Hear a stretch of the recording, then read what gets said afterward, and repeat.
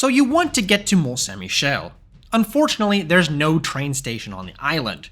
If you aren't driving, there's 3 ways to get there by train. During peak summer, there's a direct train from Paris Gare Montparnasse to Port-au-Saint. Port-au-Saint is just 10 kilometers from Mont-Saint-Michel, and there's buses that align with the trains.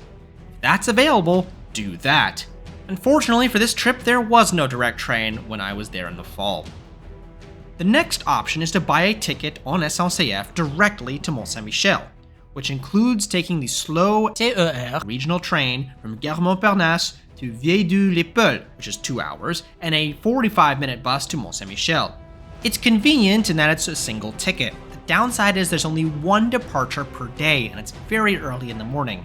That train is also nowhere near as nice. What the fuck is this piece of shit?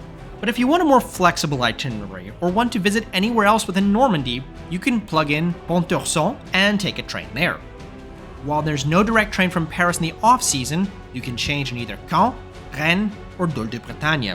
Today, I'm taking the train to Caen.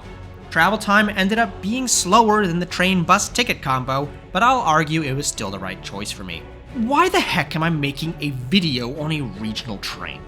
Well, it's because this regional train, unveiled in 2020, is actually pretty great, and I think a lot of other airline and train operators can learn a thing or two from this train. What's it like to ride on the Nomad Krono in Normandy? Let's find out. Paris has many train stations. Trains to Normandy primarily depart from Gare Saint-Lazare, though be careful. A few, including the seasonal direct train, depart from Montparnasse. Gare Saint-Lazare is a famous train station in Paris, opening in 1837, and famously depicted by both Manet and Monet. 290,000 passengers use it every day, and the trains are on the upper level. Even though SNCF is a national company, I noticed that all the trains in Normandy had lots of Norman branding and a unique identity. It's apparently a recent phenomenon, and all of the regions of France are getting their own unique liveries. So what is the Nomad? Well, there's actually a website explaining that very question. Nomad is the term used for all the trains in Normandy. There's 4 tiers of train: Krono Plus, Krono, City, and Proxy. I'm taking the newest Krono Plus from Paris direct to Caen without any local stops. It then continues on to Bayeux and a few other places before arriving in Cherbourg. The direct train from Paris to Port-au-Saint in the summer is classified as a regular Krono because of the number of stops it takes on the way. There's first and second class on offer, and I went with second class. All seats are reserved. Second class is in a 2-2 configuration with an upper and a lower carriage. First is the same, just in a 1-2. It has a bike storage, large luggage racks, Wi-Fi, a footrest, place for your phone, and a full and USB power.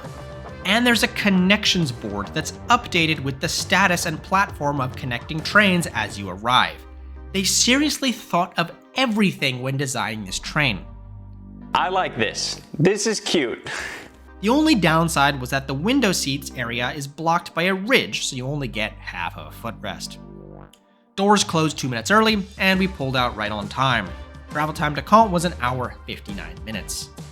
The Wi-Fi was quite usable and I was able to stream YouTube, though I was forced to reconnect a few times after some tunnels. And even though this train is a regional train, we hit a top speed of 198 kilometers, 123 miles per hour. Take that, Amtrak and Via Rail. Unfortunately, we didn't maintain that speed the whole trip, and there definitely were some slower stretches, but we arrived in Caen only 1 minute late. From there, I changed to a slower City TER, so I think it's good to compare how much better the Krono Plus is. The older TER runs at about 95 miles per hour, doesn't have Wi-Fi, luggage, or bike storage, though there still was traditional power plugs, though no USB. It was also quite full and I couldn't get a solo seat, so I grabbed a booth. All that's missing is the bottle service.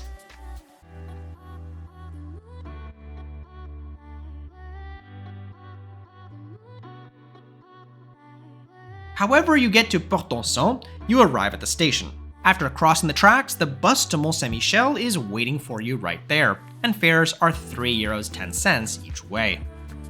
So the Krono Plus train in Normandy. It's awesome! It has every modern amenity, and I really wish other trains and planes followed suit. Even though it was quite quick, the one downside is that it's not technically a high-speed train.